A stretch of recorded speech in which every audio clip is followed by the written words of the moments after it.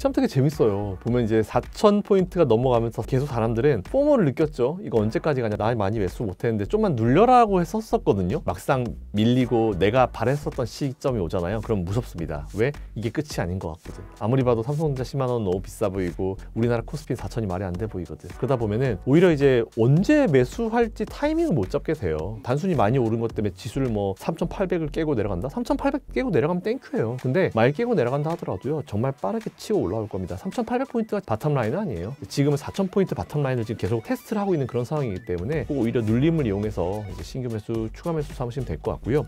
단 매달 10일 간격으로 진행되는 유튜브 무료 특강 아래의 링크에서 신청하세요.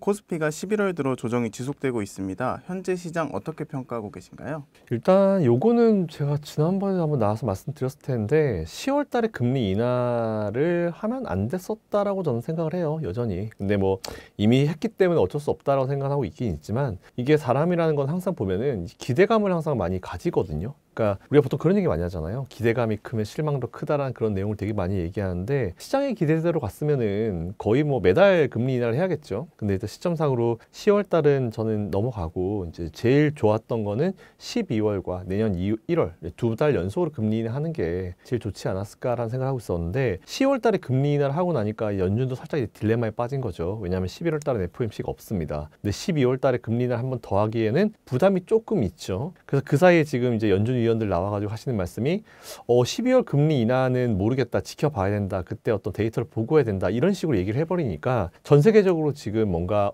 이게 뭐지? 라는 생각을 하면서 수급들이 좀 갈피를 못 잡고 있는 것 같아요. 거기다 어쨌든 증권사에서 이제 펀드 매니저를 하거나 이제 투자 역할을 하고 있는 분들은 보통 이제 평가를 받습니다. 분기평가, 연말평가 이런 걸 받아가지고 보통 AUM이라 부르는데, 내가 이제 총 가지고 있는 그 펀드 자산 더하기 수익까지 포함해가지고 전체 자산을 평가를 받아요. 그래서 이제 이게 잘 됐니 못했니 따라가지고 계약 연장이라든지 인센티브라든지 이런 것들이 결정되기 때문에, 어쨌든 그들 입장에서는 그럼 이제 수익 난 거 최대한 실현해야겠죠. 그죠? 나의 어떤 이 올해의 수확거리를 다 차익 실현하면서 이제 해놔야 되는 그런 시기가 다가오고 있기 때문에, 어떻게 보면 수학의 시기가 다가오고 있기 때문에 그런 수급들이 좀 같이 몰리면서 이제 이번 11월 달 같은 경우는 조금 쉽지 않은 분위기가 좀 만들어지고 있는 것 같습니다. 뭐 셧다운 때문에 시장이 못 간다라고 많은 분들이 말씀하셨지만, 그건 제가 아니라고 지난번에 말씀드렸고요. 셔다운 종료가 되면 단기적으로 물량 들어올 수 있지만, 결국 중요한 거는 지금 시기가 어떤 시기냐. 미국 같은 경우는 이제 어닝 시즌이에요. 그렇기 때문에 돌아서 생각해 보면은 특별한 외부적인 이슈가 없었을 때는 항상 이제 미국은 어닝 시즌이 되면은 그날 발표되는 기업들 중에 중요한 기업들의 어떤 실적 발표 상황에 따라서 그날 시장 분위기가 완전히 바뀝니다. 그러다 보니까 지금은 오히려 이제 외부적인 이슈들은 다 조용해진 상황이잖아요. 그런 상황에서 이제 어닝 시즌에 들어가면서 그날 발표되는 기업들의 실적에 따라서 움직이는 그런 분위기가 나오고 있는 것 같으니까, 어떻게 보면 11월 달은 그냥 당연히 이런 흐름이 나오는 게 맞다. 우리나라도 마찬가지고 어닝들이 발표되는 시기이기 때문에 이런 게 당연하다라고 좀 생각하시면 될 것 같고요. 다른 외부적인 이슈들을 만들어내지만 않는다고 하면은 오히려 11월 달 이렇게 눌리고 뭔가 시장이 더 시원시원하게 움직이지 못하고 조정이 이루어질 때 눌림을 이용해서 이제 추가 매수나 신규 매수를 해보시는 것도 전 나쁘지 않을 것 같다라는 생각을 가지고 있습니다.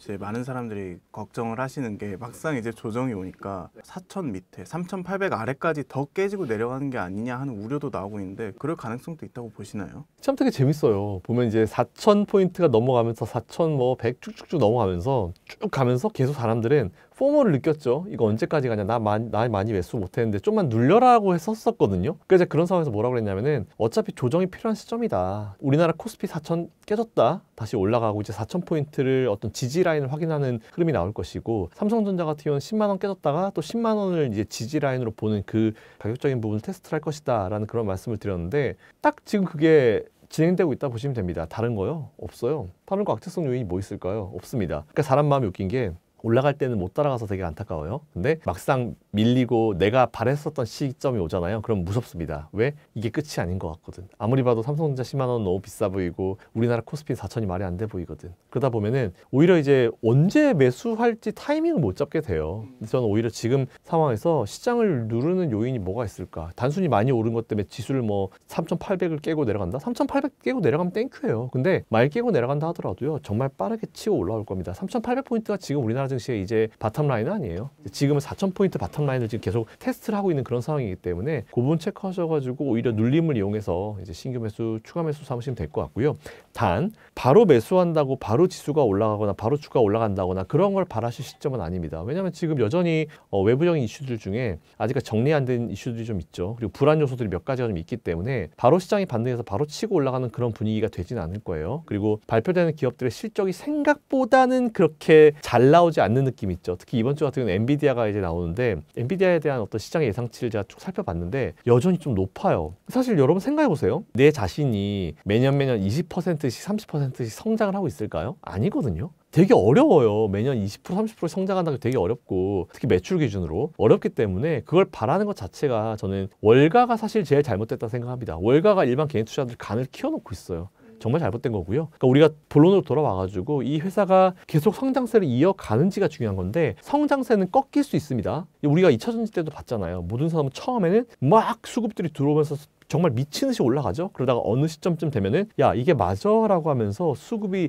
안정을 찾기 시작하고 정신을 차리기 시작합니다. 그러면서 조금 조정이 오면서 불필요한 거품을 걷어내는 그런 과정이 있는데 이 과정 속에서 여기 있는 기업들이 과연 투자를 더 하는지 아니면 투자를 빼고 도망가는지 이걸 보시라 그랬는데 지금은 2차전지도 마찬가지고 반도체도 마찬가지고 빼서 나가는 업종이 없어요. 지금은. 그러니까 이런 걸 봤을 때 지금은 좀 더 높은 곳을 향하기 위해서 잠깐 쉬어가는 과정이구나 라고 보시면 되고요. 우리가 마라톤을 보더라도 42.195 달리는데 죽어라고 달리진 않습니다. 중간에 물도 마시고 스폰지로 몸도 적시고 그러잖아요. 그리고 여러분들 만일 시장이 1년 내내 계속 가기를 바라시고 계속 좋은 모습을 보이기 바라시는 분은요. 여러분 지금부터요. 365일 동안 휴가 없이 주말 없이 일하십시오. 라고 하시면 하시겠어요?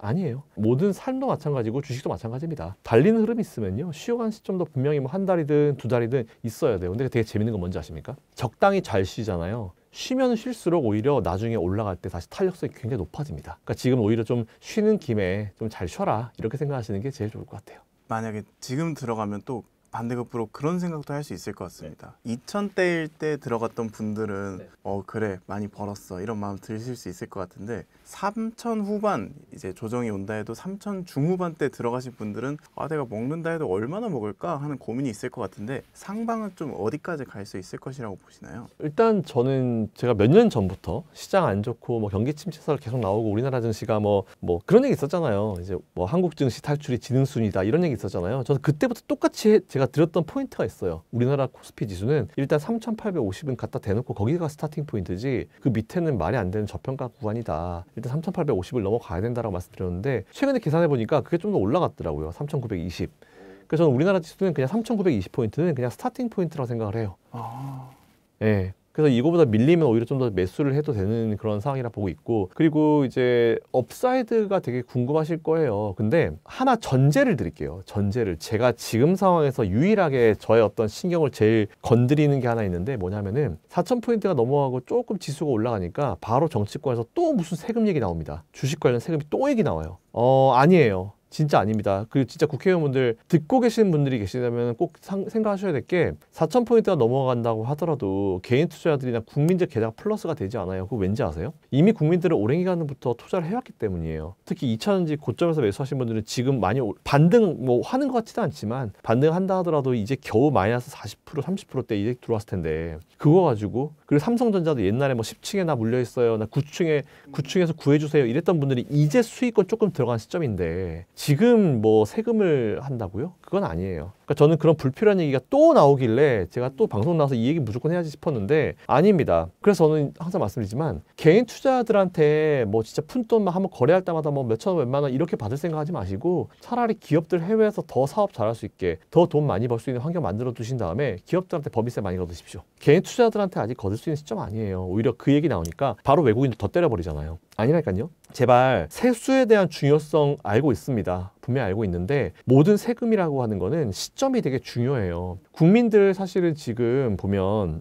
어쨌든 돈을 벌어야 되잖아요. 월급 가지고 서울의 아파트 어떻게 삽니까? 연봉 1억이라 쳐도 거기서 한 3분의 2 쓴다 하더라도 나머지 3천만 원 가지고 서울에 10억짜리 20억짜리 살려면 거의 3, 40년 동안을 갈아엎어야 되는데 그게 되냐고요. 안 돼요. 그러려면은 어쨌든 집이라든지 이런 것들을 기본적으로 갖춰주게 하려면 제일 중요한 포인트가 돈을 불릴 수 있게 만들어줘야죠. 부동산 다 막아놨으면 뭡니까? 주식이잖아요. 해외 가보세요. 주식 투자 잘해가지고 집 바꾸고 차 바꾸고 되게 얼마나 그런 거 많이 나옵니까? 그러니까 개인 투자들, 국민들을 어쨌든 생활을 좀 더 여러분들이 서포트를 해주시려면요. 지금 세금 같은 거 얘기하면 안 돼요. 그러니까 제가 그 말씀은 드릴게요. 개인 투자자들이 이제부터 돈 좀 버시는 시점입니다라고 말씀을 드릴게요. 근데 지금은 아니에요. 지나가는 개인 투자 잡고요. 물어보십시오. 10명 중에 정말 많아봤자 2~3명이에요. 나머지는 다 손실이에요.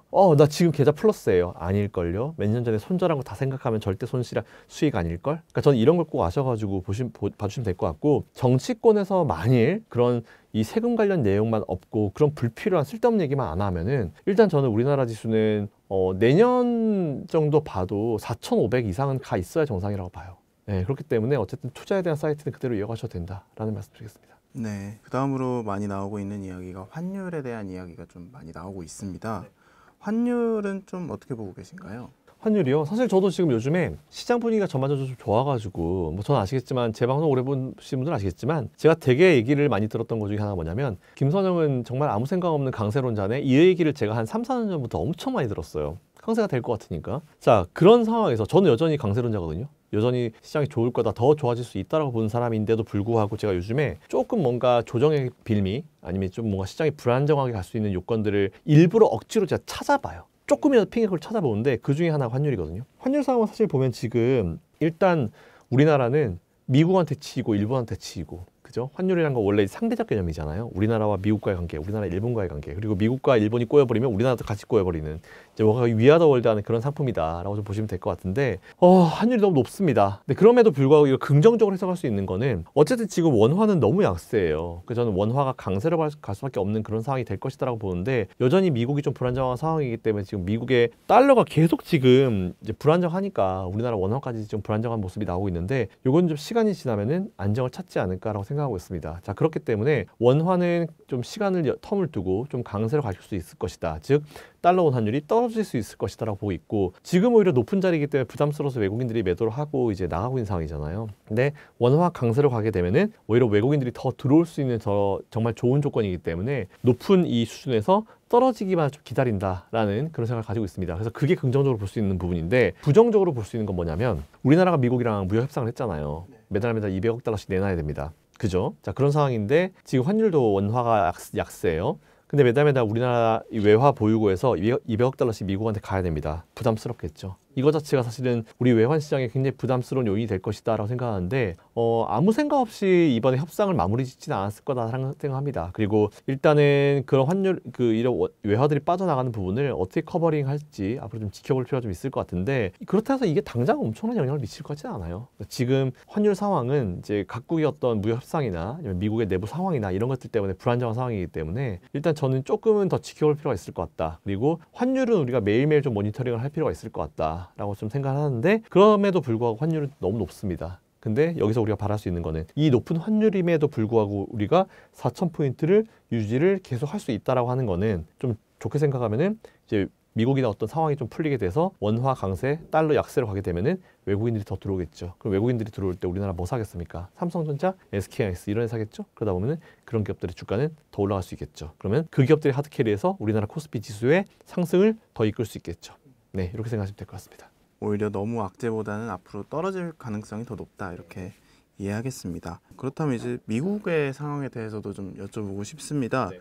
최근에 파월이 매파적 발언을 해서 인하를 안 할 수도 있다, 뭐 이런 이야기가 나오면서 또 시장이 흔들렸는데요.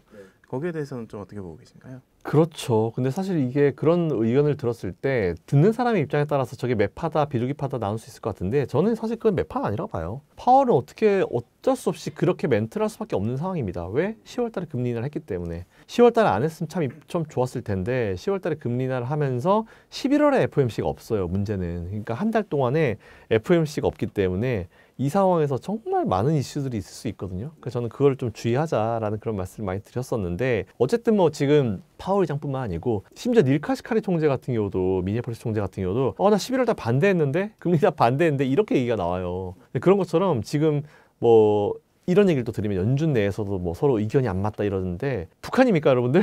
원래 연준의 의견이 안 맞아야 정상입니다. 그래도 뭔가 합의체로 해서 발표가 나오는 게 나긴 나은데 거기들도 이제 전문가들의 집단이기 때문에 밖으로는 뭔가 합의한 것처럼 보이지만 다양한 의견들이 있어요. 그래서 연준이 뭔가 의견이 합쳐지지 않았다 해가지고 야 저들이 합쳐지지 않았어. 뭔가 내부 분란이 있는 것 같아. 아니에요. 아닙니다. 북한이 아니에요. 그렇기 때문에 그거는 여러분들이 오해하실 필요가 없을 것 같다라는 말씀 드리는데 일단 저는 뭐 금리나 12월 달 부담스럽죠. 왜? 12월 달 하면 또 시장은 1월 달 하기를 바랄 거거든. 1월 효과 이런 것처럼.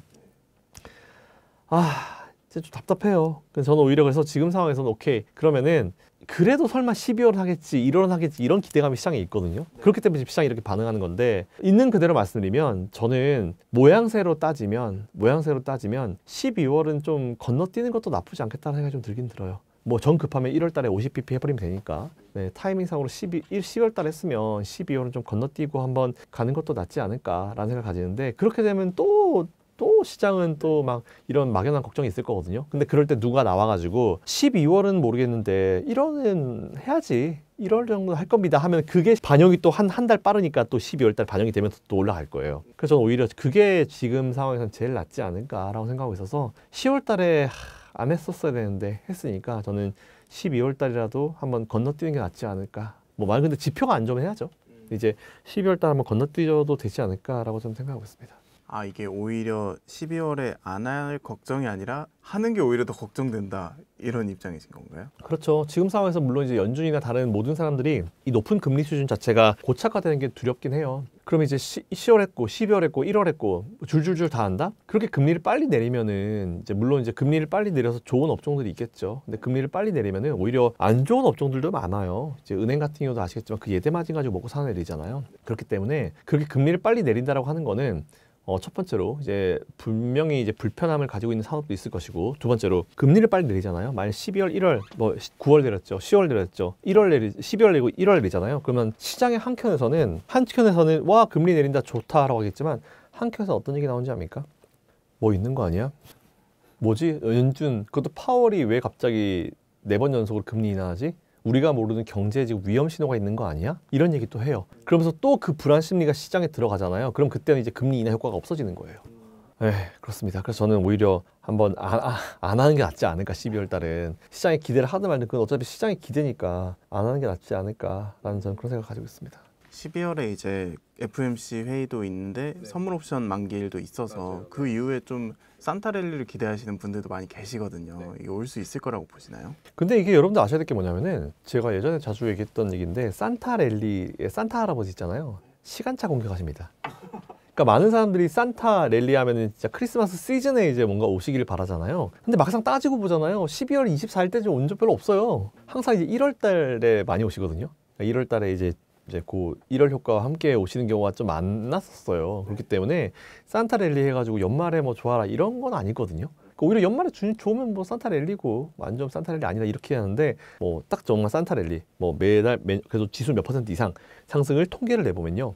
우리 산타 할아버지는 항상 시간차 공격하신다. 네, 그거 좀 뒤에 오실 수도 있으니까 그런 거는 뭐 걱정하실 필요 없을 것 같습니다.